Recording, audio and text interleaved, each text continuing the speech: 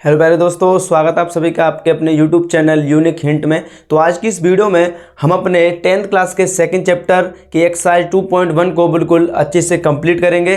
तो आप सभी इस वीडियो में लास्ट तक बने रहना, जिससे कि आप अच्छे से अपनी एक्सरसाइज 2.1 को कंप्लीट कर पाओगे। जैसा कि आप सभी को पता ही है कि मैं आपको सबसे पहले एक्सरसाइज को नहीं करवाऊंगा। सबसे पहले हम इस चैप्टर की जो कंसेप्ट है उसको क्लियर करेंगे, जिससे क्या होगा कि आप अपनी एक्सरसाइज 2.1 और 2.2 को अच्छे से कंप्लीट कर पाओगे और आपको कोई समस्या भी नहीं होगी।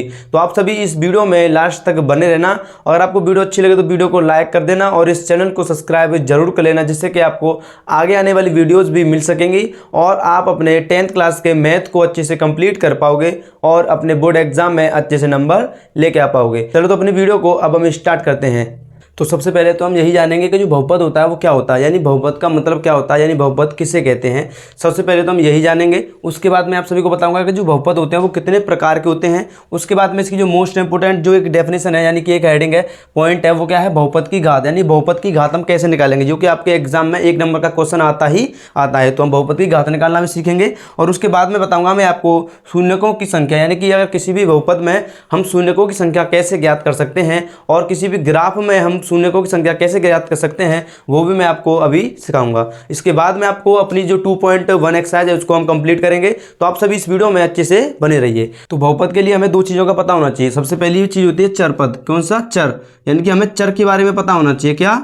चर। यानी चर किसे कहते हैं। उसके बाद हमें पता होना चाहिए अचर, यानी कि अचर क्या होता है। तो सबसे पहले हमें चर राशि और अचर राशि के बारे में पता होना चाहिए, तभी हम बता पाएंगे जो बहुपद होता है वो क्या होता है। तो चर राशियाँ कौन सी होती हैं और अचर राशियाँ कौन सी होती हैं, हम वो देख लेते हैं। तो जो चर राशियाँ होती हैं वो होती हैं जैसे जो ABCD नंबर, ABCD वाले जो जितने भी जो नंबर होते हैं, यानी जो इंग्लिश में जो अल्फ़ाबेट होते हैं हमारे, वही हमारे क्या होते हैं, सभी चर राशियाँ होती हैं। यानी ABC डॉट डॉट डॉट कहाँ तक, जो Z तक, ये सभी होंगी, हमारी क्या होती हैं, चर राशियाँ होती हैं। क्या होती हैं?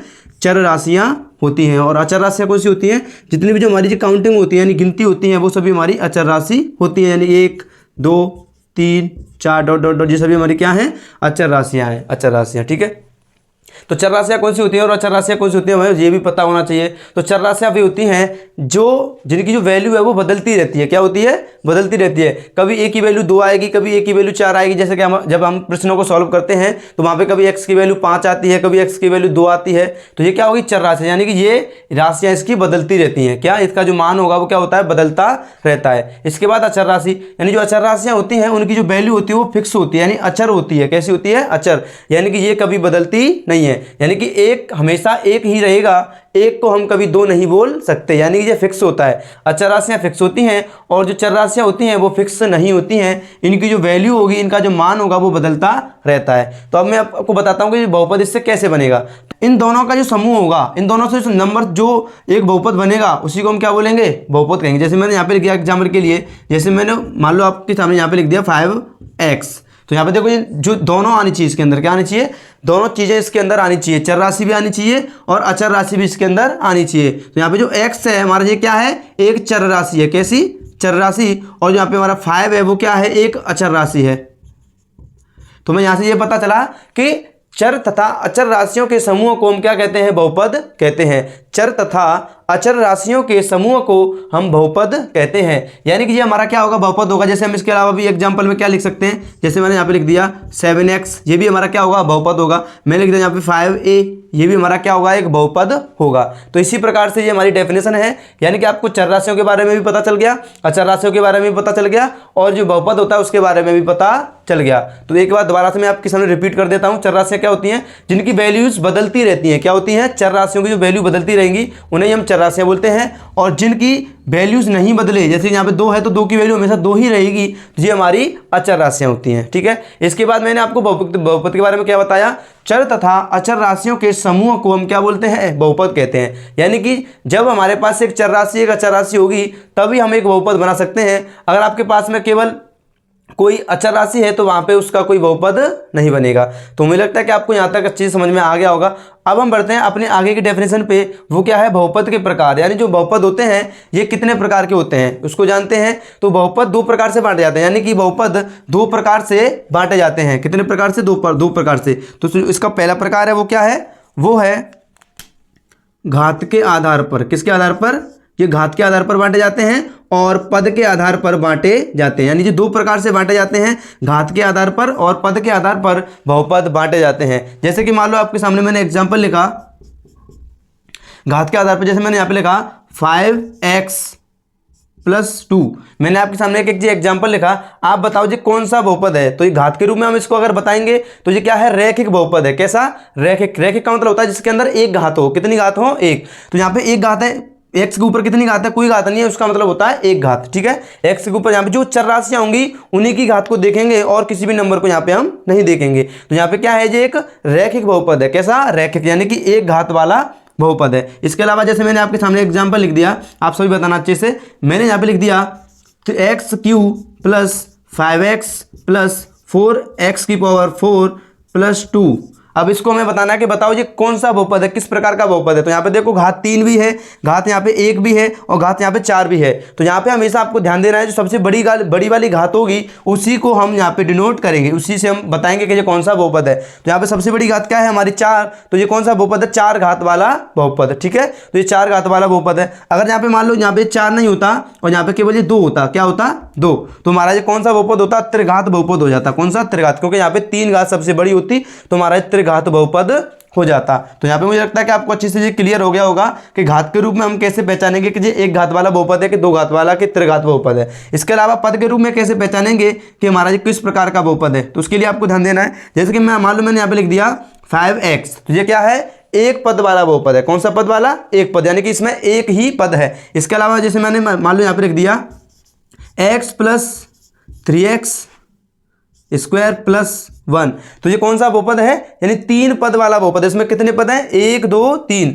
यानी कि 3 पद वाला बहुपद है। इसके अलावा जैसे मैंने यहाँ पे लिख दिया मान लो 4x³ + 3 2x² + 5x + 1, तो ये कौन सा बहुपद है, ये एक 4 पद वाला बहुपद है। तो मुझे लगता है कि आपको अच्छे से समझ में आ गया होगा कि बहुपद हमें कैसे, हाँ, जो बहुपद होता है वो कितने प्रकार के होते हैं, यानी एक पद वाला, दो पद वाला, 3 पद वाला, और घात के रूप में रैखिक बहुपद, द्विघात बहुपद, त्रिघात बहुपद। तो यहाँ तक आपको अच्छे से क्लियर हो गया होगा। अब हम आगे बढ़ते हैं और देखते हैं कि जो बहुपद की घात हम कैसे निकालते हैं। तो ये वाला लाइन आप इसको यहाँ से सीख सकते हो, ये वाला जो मैंने आपको पॉइंट बताया है यहाँ से आपका ये क्लियर हो जाएगा। आप सभी एक एग्जाम्पल देख लो जिससे कि आपकी ये अच्छे से क्लियर हो जाएगी। घात को इंग्लिश में बोलते हैं यहाँ पे हम डिग्री, यहाँ पे घात को क्या बोलेंगे, डिग्री, यानी बहुपद की डिग्री कितनी होगी ये बतानी होती है।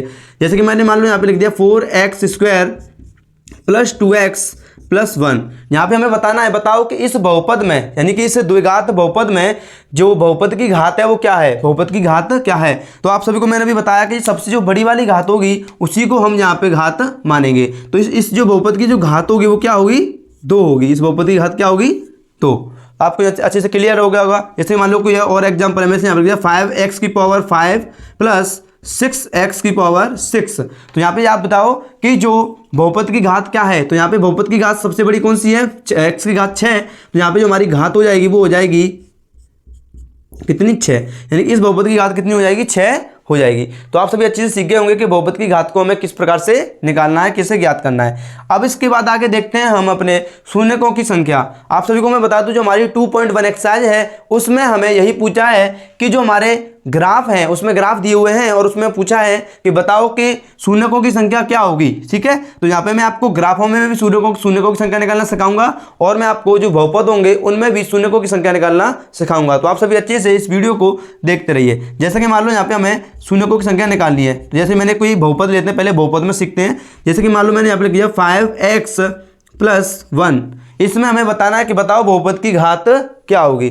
तो बहुपद की घात निकालने के लिए यहाँ पे हमें आपको ध्यान देना पड़ेगा कि यहाँ पे x की जगह पे कैसी कौन सी वैल्यू रखें जिससे कि ये पूरी वैल्यू क्या हो जाए, 0 हो जाए, वही हमारी बहुपद की घात होगी। कैसे कैसे करते हैं, यहाँ पे हमें सिर्फ देखना पड़ेगा कि x की जगह पे हमें कौन सी वैल्यू रखें यहाँ पे जिससे कि ये पूरा बहुपद क्या हो जाए, 0 हो जाए। वही हमारी जो वैल्यू होगी x की, जिस वैल्यू से ये 0 होगा वही हमारी क्या होगी, शून्यकों की संख्या होगी। क्या होगी? शून्यकों की संख्या।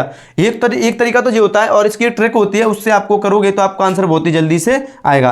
वो क्या होती है? यहाँ पे आपको इसके बराबर में 0 मान लेना है। क्या मान लेना है? 0। अगर आप इसके बराबर में 0 मान लोगे तो आप इसकी जो वैल्यू है यानी कि x की वैल्यू बहुत आसान तरीके से निकाल पाओगे, और आपका जो आंसर है बहुत ही जल्दी से आ जाएगा, और वो हमारे शून्यकों की संख्या होगी। इसको कैसे सॉल्व करेंगे? तो यहाँ पे हम करते हैं, पहले 5x इधर रखेंगे और जो 1 है इसको इस साइड में भेज देंगे। तो यहाँ पे क्या हो जाएगा? ये -1।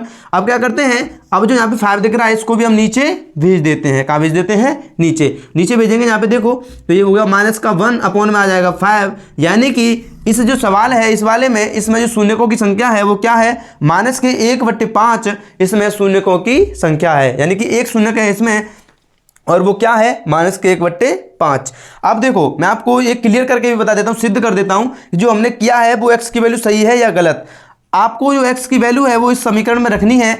अगर ये 0 आ जाए तो मान लेना कि हमारा जो आंसर है बिल्कुल सही आया है। तो हम यहाँ पे रखते हैं, तो 5 है और x की वैल्यू हमने निकाली है -1/5, और प्लस का यहाँ पे कितना है? 1। अब यहाँ पे इसको सॉल्व करेंगे तो 5 से 5 कट जाएगा, और ये बचेगा यहाँ पे -1, और ये है +1। -1 से +1 कट जाएगा, और हमारा आंसर आ जाएगा 0। यानी कि हमने जो x की वैल्यू निकाली है -1/5, जो बिल्कुल सही है। कैसी है? बिल्कुल सही। यानी कि इस बहुपद में जो शून्यकों की संख्या है वो क्या है? -1/5 है। -1/5 क्या है? यहाँ पे शून्यकों की संख्या। तो मुझे लगता है कि आपको यहाँ पे अच्छी चीज़ क्लियर हो गया होगा। अब हम आगे बढ़ते हैं, और मैं आपको ग्राफों में निकालना सिखाता हूँ कि हम ग्राफों में कैसे शून्यकों की संख्या को निकालेंगे। तो आप सभी अच्छे से देखते जाइए।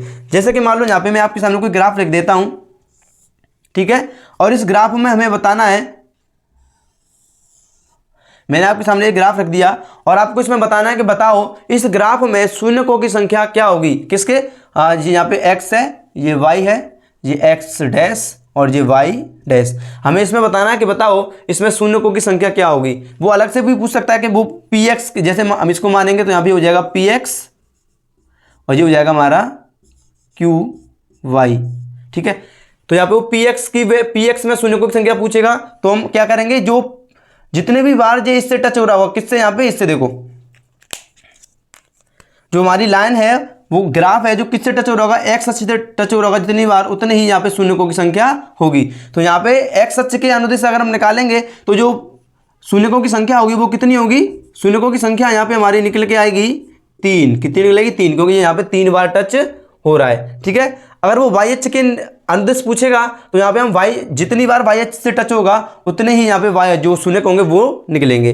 तो यहाँ पे हम अपनी एक्सरसाइज को करेंगे आगे, और एक्सरसाइज में मैं आपको अच्छे से क्लियर कर दूंगा, क्योंकि हमारे पास ऐसे ही सवाल वहाँ पे एक्सरसाइज में दिए हुए हैं और वहाँ पे उनको आप करके अच्छे से समझ पाओगे कि हमें किस प्रकार से ग्राफों में शून्यकों की संख्या को निकालना है। तो आप सभी इस वीडियो में अच्छे से बने रहिए, और मैंने आपको जो इतना कराया है इसको आप सभी अच्छे से नोट कर लो, जिससे क्या होगा कि आप आगे की एक्सरसाइज को अपने को अच्छे से कंप्लीट कर पाओगे। तो आप सभी पहले इसको अच्छे से नोट करो। आगे हम अपनी एक्सरसाइज 2.1 को अभी क्लियर करते हैं, क्योंकि उसमें ज़्यादा प्रश्न नहीं है, लगभग आपको 10 मिनट में वो क्लियर हो जाएगी। तो आप सभी इसको अच्छे से पहले नोट कर लो।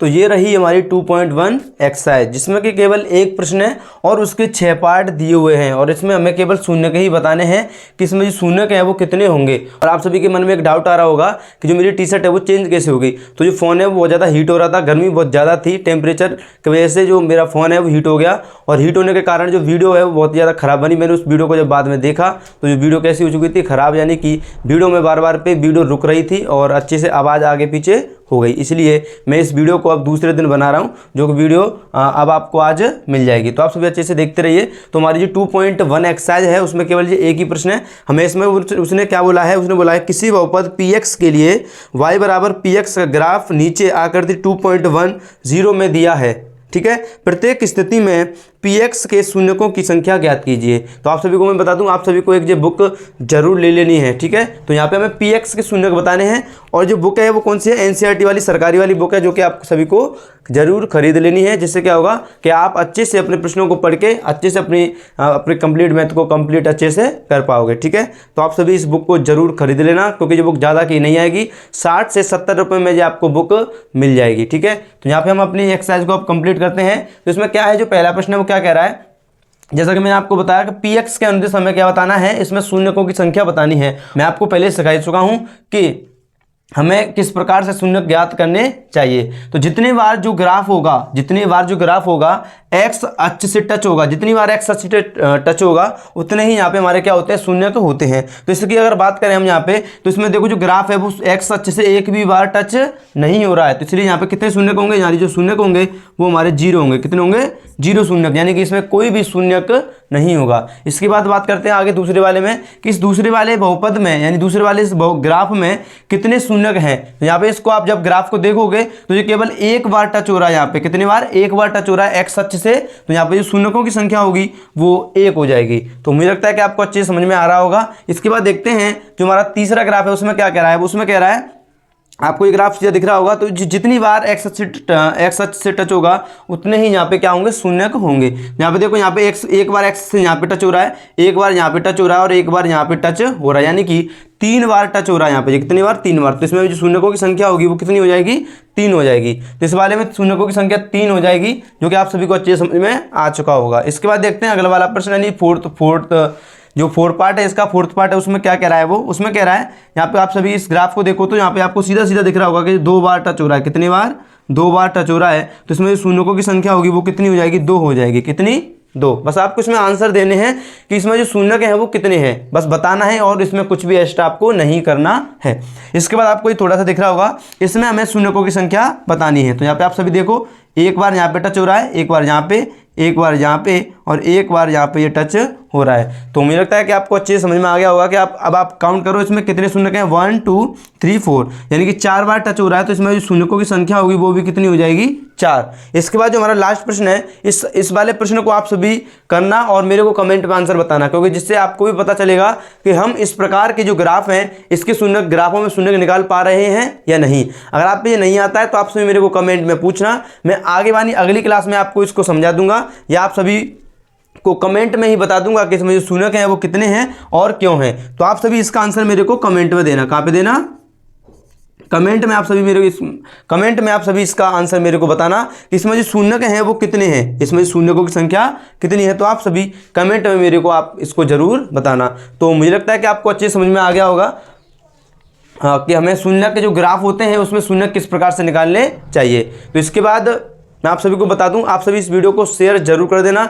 जो सभी बच्चे ट्यूशन नहीं पढ़ पाते हैं और 9th और 10th क्लास के लिए बिल्कुल फ्री में अपने 9th और 10th क्लास के मैथ को कंप्लीट करना चाहते हैं, क्योंकि मैं आपको 1 बाय 1 इसी प्रकार से, जैसे मैंने आपको 1.1 करवाया, उसके बाद 1.2, फिर 2.1, फिर 2.2, इसी प्रकार से हम अपने कंप्लीट मैथ को बिल्कुल इसी प्रकार से यूट्यूब पर बिल्कुल अच्छे से कंप्लीट करेंगे। तो आप सभी अच्छे से इस चैनल को सब्सक्राइब जरूर कर लेना, जिससे कि आपको आगे आने वाली वीडियोज़ भी मिल सकेंगी। आप सभी को अच्छे समझ में आ गया होगा कि हमें किस प्रकार से ग्राफों में जो शून्यक होते हैं वो निकालने होते हैं। और इस वाले क्वेश्चन का आंसर, यानी इस वाले जो ग्राफ का आंसर, अब मेरे को कमेंट में बताना कि इसमें जो शून्यक है वो कितने हैं।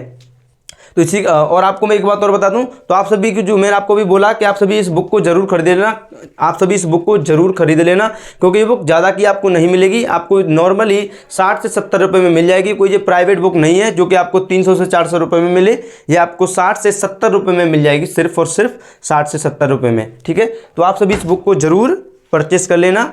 तो इसी के बाद मिलेंगे हम अपनी अगली वीडियो में, तब तक सभी को जय हिंद, वंदे मातरम।